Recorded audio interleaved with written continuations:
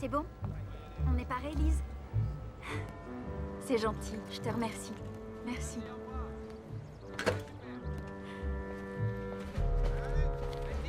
Mia, venez avec moi, s'il vous plaît. J'étais sûre que vous changeriez d'avis. Puisque vous le dites.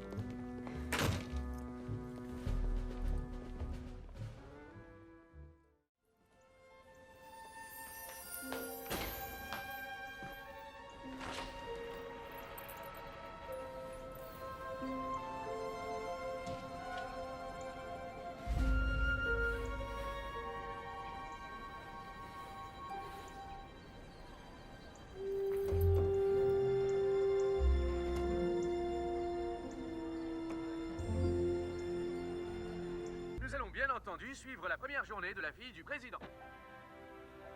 Quand Samantha Mackenzie est arrivée à l'université, vous avez remarqué son ensemble, je ne veux pas dire qu'elle était mal habillée, mais aujourd'hui ses vêtements semblaient venir de l'armée nationale. Le résultat est étonnant. Regardez. Si vous refermez le couvercle des toilettes... Ce déplacement est illégal. Tenez ça, par exemple, vous voyez. Il y a aussi des broderies sur les manches. Un rappel de broderie sur le col de la veste. Et la fermeture sur le devant est très discrète. C'est merveilleusement travaillé. Une ligne très douce et harmonieuse. Regardez ces broderies-là, le long des manches. Et ces petites épaulettes, c'est très joli. J'aime beaucoup aussi le col officier. Cette veste se marie à la perfection avec votre petit haut en soie. Alors, sur la droite...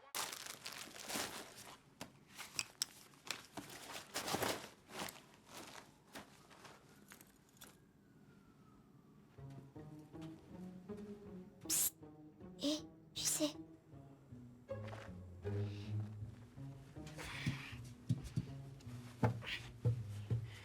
Salut, petite sœur. Salut JC, j'ai besoin de toi, faut que je me tire d'ici. Je te comprends. Qu'est-ce qu'elle t'a dit, maman? Bah, elle ose rien dire, elle a peur de s'en prendre une. Faudrait qu'elle arrête d'avoir peur et qu'elle se réveille, quoi. Je voudrais faire un truc comme toi, me tirer d'ici, trouver des apôtres pour me filer un coup de main. Une bonne idée, ça, les apôtres. Moi, j'avais essayé avec 12, mais c'était un peu chaud.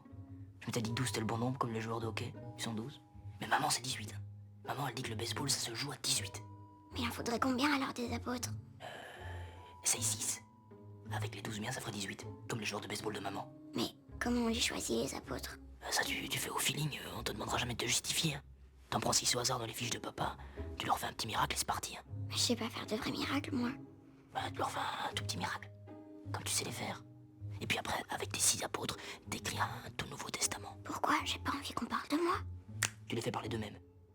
Un tout nouveau testament où c'est les apôtres qui parlent d'eux-mêmes. Ce serait vachement tout nouveau, ça. En plus, tu sais que je sais pas bien écrire. Mais tu trouves quelqu'un qui sait écrire? Tu crois quoi, le mien, je l'écris tout seul ou quoi? Hé, pour sortir.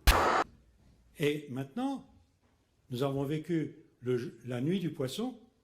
Dans cette nuit, nous avons le double dans le passé pour arranger les futurs qui ont été bâtis avant. Ces futurs, ce sont des potentiels. Nous les vivons maintenant en les arrangeant. Et alors, vous allez dire, mais comment les doubles passent du futur au passé ou du passé au futur? Eh bien, il faut que tous les 2000 ans, il y ait une incarnation spéciale qui vient sur Terre pour faire passer nos doubles d'un côté et de l'autre. Le vieux mot grec qui était utilisé pour cela, c'était anatar, qui en sanskrit est devenu avatar. Il y en avait donc 12, puisqu'il y a 6 jours et 6 nuits. Le dernier en date, il y a 2000 ans, il s'appelait Jésus. C'est le 12e avatar, ça n'a rien d'un dieu, c'est juste un avatar, comme les 11 autres. Seulement, arrivant le dernier, il fait la synthèse des 12. Ce qui fait que, à la fin du cycle de dédoublement, la meilleure mémoire que nous puissions avoir est en lui. C'est aussi la raison pour laquelle aider d'autres créatures, la dernière, la plus importante étant Mahomet, qui vient 630 ans après, suivant un cycle connu des Mayas, vient pour nous dire, c'est pas moi qui vais revenir à la fin, mais c'est celui qui fait la synthèse et qui s'appelle Issa de Myriam. Alors vous voyez que si je parle comme ça à l'Académie des sciences, c'est pas sûr qu'ils me suivent. Hein. Pourtant, ils sont immortels. Nous avons des immortels. Et vous savez, en France, on est curieux, on a des immortels, mais d'un autre côté, nous sommes le seul pays à considérer que la décorporation, vous savez, sortir de son corps, c'est reconnu scientifiquement aux États-Unis depuis déjà 60 ans. C'est utilisé par les militaires français et étrangers. Il voulait atteindre le sommet. Il cherchait à créer la conscience.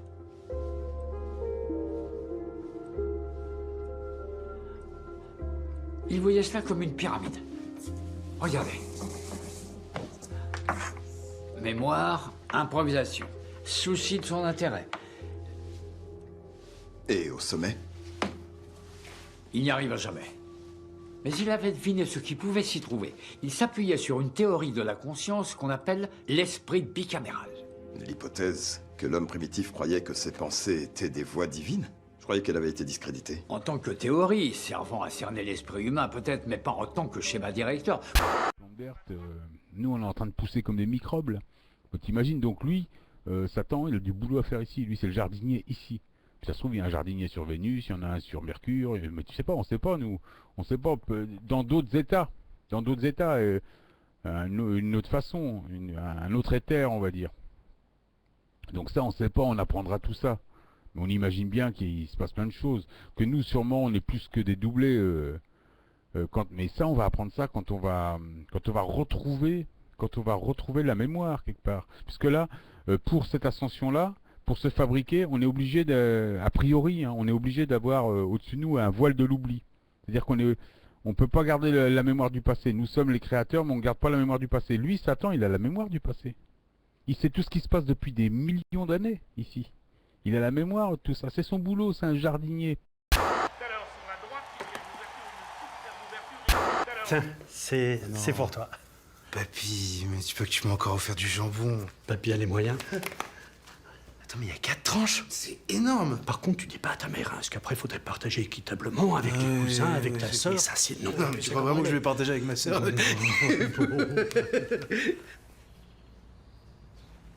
Oui, il faut pas éparpiller les richesses. Non. Moi, je mise tout sur toi. D'accord. C'est bien, tu es très intelligent. C'est bien, tu es très intelligent. Croyez-moi, si les insultes étaient sorties de mon cerveau, ça n'aurait pas été ça du tout. Il n'y aurait pas eu d'andouille et de crétin. Oh là là, mon Dieu. Audiard, encore lui, disait « Les cons, ça ose tout. C'est à ça qu'on les reconnaît. » Mais qu'est-ce qu'un con exactement, François Marmion? Dressez-nous le portrait robot du vrai connard. Alors attention, déjà. Ah, c'est pas la même chose. Elle le sent. Soyons précis. Alors le con, d'après tous les gens que j'ai pu interroger, il y a quelque chose qui revient très souvent, en quelque sorte, le con ou la conne se croit invulnérable à la connerie. Tout simplement. Le con a tout compris. Tout vu, tout lu 2 fois. Sans avoir rien appris, il se trompe jamais, ou alors il persiste dans son erreur qu'il refuse de reconnaître, c'est toujours la faute des autres. Bref, il y a un problème d'ego. Et avec le connard, c'est un peu le con qui est méchant. C'est-à-dire que souvent, il réunit les quatre parties de ce qu'on appelle la personnalité noire, hein, la tétrade noire de la personnalité. Il est narcissique, il est sadique, il est psychopathe, c'est-à-dire qu'il ne ressent rien pour les autres, sauf s'il les fait souffrir. Et en plus, il est machiavélique, il joue aux échecs. Carrément. Oui. C'est un problème faussement léger, la connerie. Ça peut coûter la vie à des gens. Parce que moi, un con, c'est plutôt qu'est-ce qu'il est con, le con celui-là. Mais là, il est tout ça, d'accord. Oui, et ça peut être, c'est ça. mais ça peut être aussi un compliment. Oui. Si on vous dit, t'es con, ça veut dire, oui, tu me fais rire, mais je sais bien qu'en fait, t'es pas comme ça. Donc, tu es capable de recul, d'intelligence, et de savoir que je sais que t'es pas comme ça. Oui, ça peut être un compliment. Mais c'est vrai que parfois, quand on fait une petite connerie, on peut dire « Ah, mais quel con !» Là, on l'est pas. Mais en revanche, on se dit rarement « Quel connard !» à son endroit. C'est quand même assez rare, quand même. Faut qu'on ait quelque chose pour se reprocher. Connard, ce type. Alors, n'ayons pas peur de le dire, les cons sont parmi nous. Il n'y en a aucun, hein, je vous rassure, autour de la table. Et personne n'est épargné, du moins, à en croire cette publicité belge à l'humour très noir. Moi, je pense que c'est vrai que les femmes devraient rester à la maison. Je parle pas pour toi. Hein. Je dis, mais si les femmes ne travaillaient pas, il y aurait plus de chômage. Hein. Regarde avant, elles ne travaillaient pas, il n'y avait pas de problème. Une bonne guerre, il y a que ça de vrai. Hein. Je suis sûr que l'économie repartirait. Elle s'est plainte d'harcèlement sexuel. Là, elle le cherche, oui. Elle rentre au bureau, tous les mecs là comme... Faut être gonflé, je trouve. Et on parle du chômage. Cet homme est une personne handicapée. Il y en a qui en profitent à fond. Mais avant tout, cet homme est un con. C'est excellent, excellent. Ah, vive la Belgique. Alors, Sylvie Chocron, ces phrases, on les entend beaucoup trop souvent au quotidien. D'où ma question, est-ce que la connerie progresse aujourd'hui? Alors, a priori, il n'y a aucune raison pour que la connerie progresse, parce qu'on est de plus en plus informés, on a de plus en plus accès à des informations. Par contre, ce qui est sûr, c'est que quelque part, justement, cet accès illimité à l'information, il y a un risque qu'elle rende les gens un peu plus cons. Je pense que Jean-François va être d'accord avec moi. Certes. Parce que finalement, plus vous avez d'informations disponibles, plus vous croyez connaître des choses et plus vous ignorez votre ignorance. Et donc, si je devais donner une définition de la connerie, je dirais sans doute que c'est le fait de ne pas savoir ce qu'on ne sait pas. Et de penser justement qu'on sait tout, comme on l'a dit. Et donc, du coup, les réseaux sociaux, tout ce qui se passe sur Internet, c'est comme un amplificateur de la connerie. On le voit encore plus parce que finalement, qu'est-ce que font les réseaux ou les forums où les gens s'expriment? Ils donnent la parole à des gens qui pensent tout savoir. Et nous, comme on est victime d'un biais qu'on appelle de négativité, en réalité, qu'est-ce qu'on fait? Toutes ces conneries qu'on voit partout sur les forums, les réseaux qui sont dites, répétées, ça attire beaucoup plus notre attention que les gens qui disent ce qu'on pense, la même chose que nous. Et donc, du coup, on est attiré par toutes ces conneries qu'on voit et on a l'impression qu'il y en a de plus en plus. Mais c'est sans doute un biais. Alors, si la connerie est devenue plus visible qu'avant, c'est aussi parce qu'elle est de plus en plus décomplexée. La faute à qui? Notamment à lui. Regardez, Donald Trump, qui enchaîne connerie sur connerie sans que rien ne puisse l'arrêter. In Springfield, they're eating the dogs, the people that came in. They're eating the cats. They're eating the pets of the people that live there. And then I see the disinfectant. And is there a way we can do something like that? Injection inside or... What do you have to lose? I'll say it again. What do you have to lose? Hydroxychloroquine. Try it. Well, we have some of the dumbest leaders in the world. We have very stupid people. How stupid? On dirait un sketch. Ouais. Hélas. Malheureusement, ça n'est pas un sketch. Insensé, insensible, tu l'aimes mais pourtant tu la fuis. Insensé, insensible, tu l'aimes mais pourtant tu la fuis.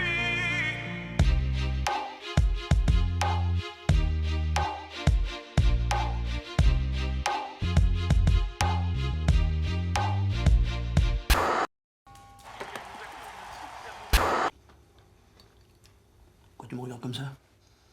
Baisse les yeux. C'est dégueulasse ce que tu fais aux gens. Quoi? C'est dégueulasse ce que tu fais aux gens. Tu les connais même pas et tu t'amuses à leur faire du mal. T'as été le mon héros. N'importe qui ferait mieux que toi. C'est interdit d'aller dans le camp. T'as rien à me dire!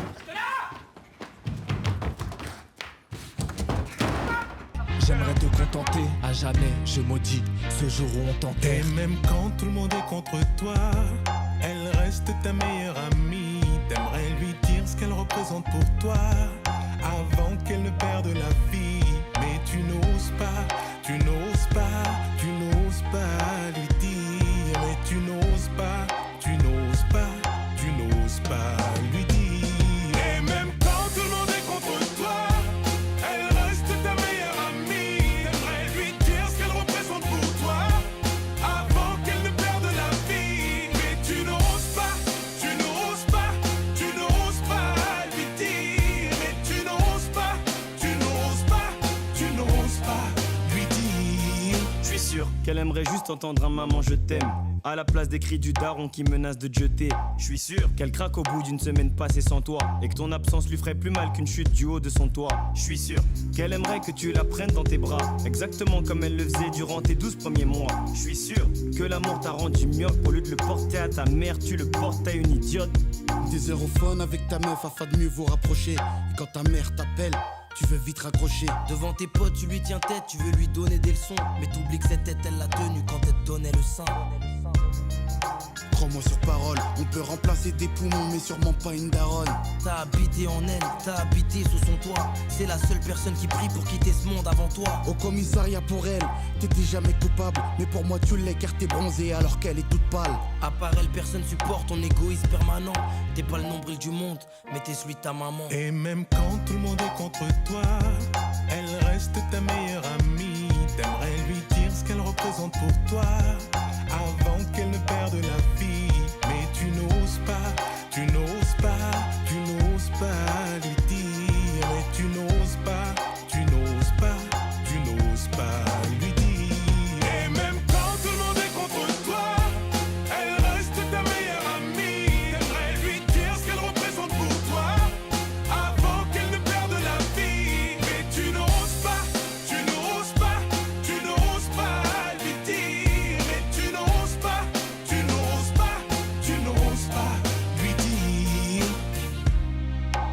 Je ne suis jamais parti, je n'ai jamais changé, si ce n'est ma voix et ma taille. Oh maman, c'est moi. Nous allons bien entendu suivre la première journée de la fille du président. Quand Samantha Mackenzie est arrivée à l'université, vous avez remarqué son ensemble, je ne veux pas dire qu'elle était mal habillée, mais aujourd'hui ses vêtements semblaient venir de l'armée nationale. Le résultat est étonnant. Regardez. Si vous refermez le couvercle des toilettes... Ce déplacement est illégal. Tenez ça par exemple, vous voyez. Il y a aussi des broderies sur les manches. Un rappel de broderie sur le col de la veste et la fermeture sur le devant est très discrète. C'est merveilleusement travaillé. Une ligne très douce et harmonieuse. Regardez ces broderies-là, le long des manches et ces petites épaulettes, c'est très joli. J'aime beaucoup aussi le col officier. Cette veste se marie à la perfection avec votre petit haut en soie. Faire des hypothèses sur les choses, mais on sait que nous sommes beaucoup plus que ce qu'on veut bien nous dire. Et on sait qu'on a affaire à des dualités. On sait qu'au moment de l'ascension, ces gens-là qui nous ont créés ne sont pas là pour nous tuer non plus. Ils sont là pour nous aider à évoluer, nous aider à ascensionner, mais sans qu'on détruise trop leur petit monde, évidemment, évidemment, évidemment. Donc, t'as d'un côté, nous on a notre dualité, mais le mec qui est en face, le basse, parce que nous on est la haute vibration, mais le basse vibration, parce qu'il y a une sélection entre les deux. Le basse vibration, lui, il nous sert de dualité, mais nous on est sa dualité aussi. Donc on se bat, c'est Satan qui organise tout ça. Lui il prend deux mecs, il lui dit toi tu seras noir, toi tu seras blanc, battez-vous parce que le noir aime pas le blanc. Il est comme ça. Et si un jour tu t'entends, il va trouver un autre système pour que tu t'engueules. C'est pour que tu te fabriques, pour que tu te terraformes, pour que tu grimpes, pour que tu évolues, pour que tu t'extrapoles, pour que tu grandisses. Il fait ça pour ça. Il fait pour ça, juste pour t'emmerder. Et là en plus, il est malin ce gars-là, il est malin. De toute façon, depuis le temps qu'il fait ça, il connaît. En plus, nous, on est quelque part, on est des puceaux, tu vois. On arrive avec nos têtes d'ampoule à peine éclairées, tu vois. Le mec, il s'amuse avec nous. Donc, on peut le détester parce qu'il nous en fait voir de toutes les couleurs. Mais il faut savoir que nous sommes immortels. Là, on est dans un système où on meurt. Et à chaque fois qu'on se réincarne, on se rappelle pas de ce qui s'est passé avant. La vie d'avant. C'est comme ça. Tandis que lui, lui, il a la mémoire de tout. Il doit même connaître chaque individu, quoi. Il doit avoir accès à tout ça. Enfin, j'imagine. Enfin bon. Nous, faut savoir qu'on doit ascensionner. Et qu'en ce moment, on nous empêche d'ascensionner parce qu'on va déranger le petit monde en place. Donc, tu vois, par exemple, moi, ce que je t'en parle souvent, ça, en ce moment, de la fausse dissidence. Ce sont des endormis. Eux, ils croient encore au système politique, ils croient encore à tout ça, ces gens-là. Donc ils sont loin, même des hommes politiques. Moi, s'il y en a qui m'écoutent, ils peuvent pas me comprendre. Ils peuvent pas, c'est au-delà, c'est au-dessus. Puisqu'ils sont à fond dans l'état animal, ils ont encore le gène animal que leur a inculqué, que leur a ajouté Satan il y a quelques milliers d'années. Tu vois, ils le développent encore. Et ceux qui sont restés en basse vibration, ils le développent plus que tout. Ils habitent, ils sont à l'état animal, on pourrait dire. Mais à l'état animal, basse vibration, ça aussi c'est un discours que j'ai eu tout à l'heure avec quelqu'un. Les animaux sont pas méchants. Les animaux, il y a des cons et des pas cons. Vous écrivez ceci, une écriture graphique, le mot pour le mot véhiculant l'idée, non pas l'idée véhiculant le mot. Ou un quatrain qui trouve le cul, du champ, du brut, des vampes, du pute. Vous voyez que ce sont les mots qui véhiculent l'idée, et non pas l'idée qui véhicule le mot. La bêtise, c'est un type qui vit et il se dit « ça me suffit ». Ça me suffit, je vis, je vais bien, ça me suffit. Et il se botte pas le cul tous les matins en disant « c'est pas assez ». Tu ne sais pas assez de choses, tu ne vois pas assez de choses, tu ne fais pas assez de choses. C'est de la paresse, je crois, la bêtise. Une espèce de graisse autour du cœur qui arrive, une graisse autour du cerveau. L'être humain, en général, dans la vie, réacte. On réacte, c'est-à-dire qu'on fait ce qu'on est supposé faire.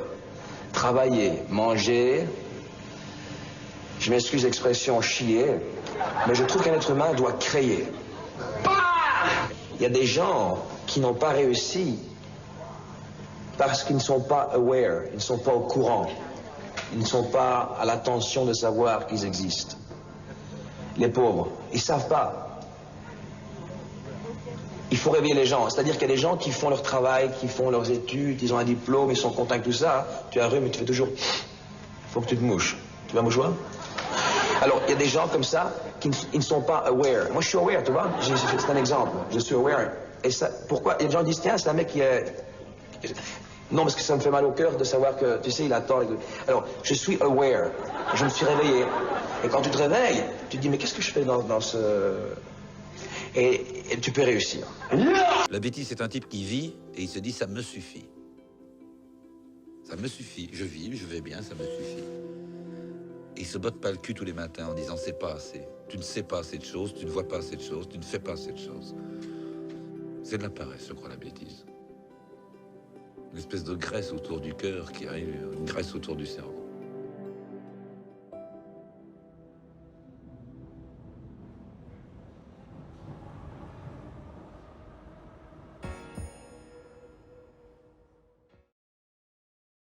Je ne crois pas que Dieu se soit reposé au 7e jour. Moi, je crois qu'il s'est délecté de sa création. En sachant qu'un jour viendrait où ce monde serait détruit.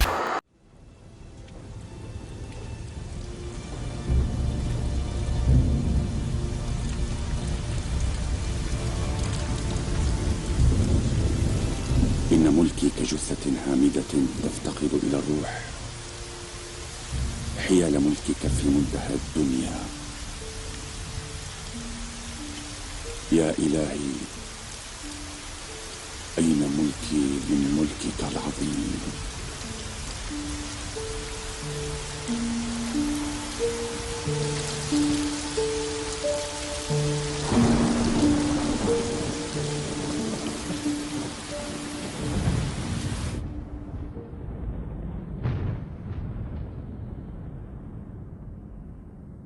يا سليمان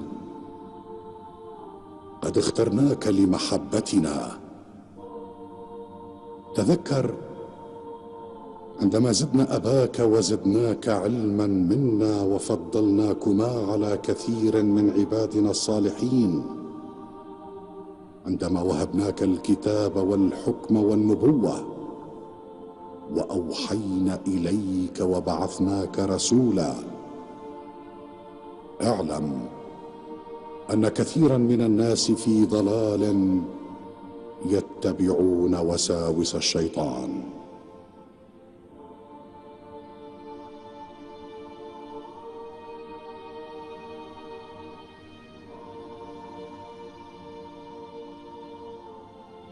يا إلهي فهب لي ملكا عظيما لن تهبه أحدا حتى منتهى الدنيا، فإنك أنت الوهاب، وهاب الجنة الموعودة.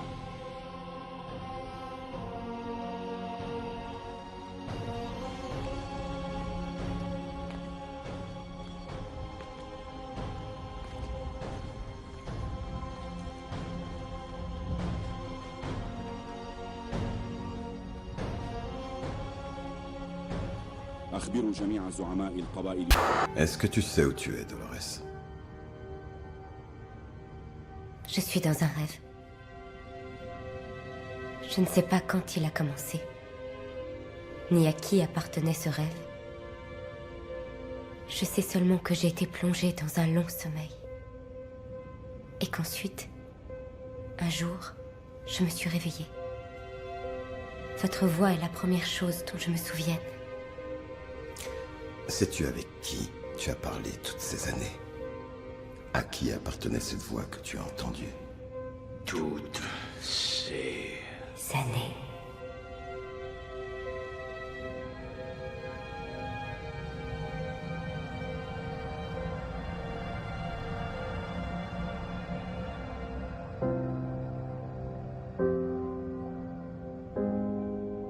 C'était toi. Toi qui me parlais. Toi qui me guidais. Alors je t'ai suivi. Ça y est, j'arrive enfin. Au centre du labyrinthe. Et maintenant, j'ai enfin compris. Ce que tu voulais me dire depuis le début. Cette chose que tu voulais depuis le tout premier jour. Me confronter. Après ce long cauchemar si réel. À moi-même. Et à ce que je dois être maintenant. Me confronter. Après ce long cauchemar si réel. À moi-même. Et à ce que je dois être maintenant.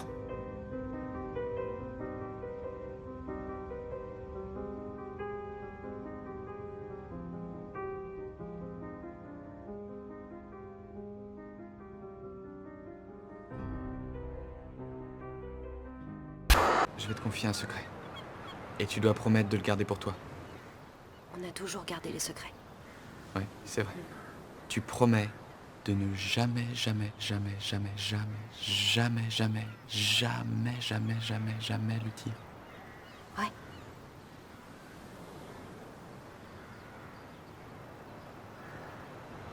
J'arrive.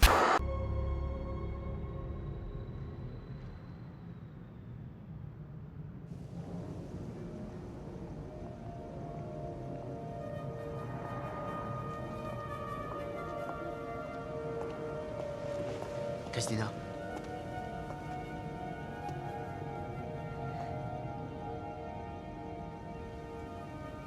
Tu avais raison. Tu la vois?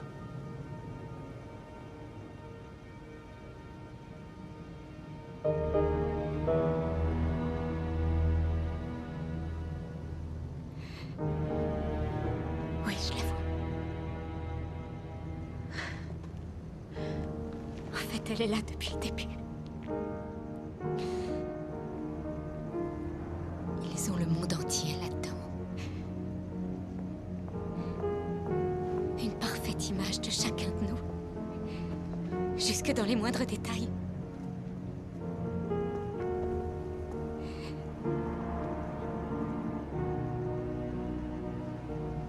C'est ça que j'écris, non?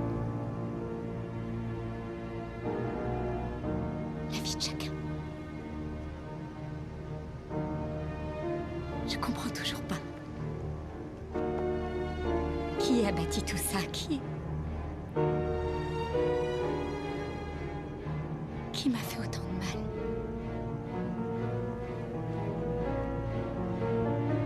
C'est toi.